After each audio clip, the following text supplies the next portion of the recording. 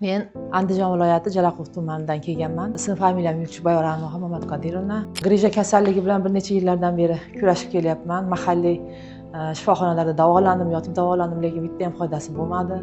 Og'riq rosa kuchli holatda manual terapiya ham oldim, fizioterapiyalar oldim, har xil manaqa torttirish, boshqa. Lekin mendagi grija kattaligi sababli bu narsa davo bo'la olmadi. Faiz Plus klinikasiga keldim. Kelishim bilanoq meni shifokor o'z huzurida kutib oldi hamda alomatlarini so'radi, kasallik alomatlarini hammasini aytib berdim. Tomografiyani ko'rdi, MR tomografiyalarni.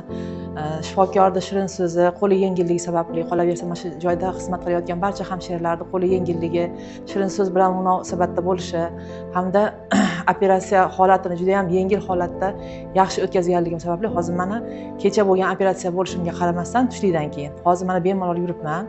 Grija oqibatida aziyat chekib kelayotgan bemorlarning hammasiga mana shu joyni albatta tavsiya qilgan bo'lardim. Bu yerdagi shifokorlar ancha bilimli. Kecha men biroz surishtirdim ham bu yerga kelgandan keyin. Bu yerdagi shifokorlar Hindistonda, Xitoyda hamda boshqa dunyo bo'yicha juda ham ko'p joylarda o'zining bilimini orttirib kelgan insonlar ekan. Men bularga o'zim hayotim qo'rqmasdan topshirdim. Faiz Plus klinikasiga kelib davo topishlarini tilab qolardim. Og'riq yo'qmi oyog'ingiz? Yo'q, oyog'imda og'riq yo'q. Hech narsa sezmayapman. Yaxshi hammasi.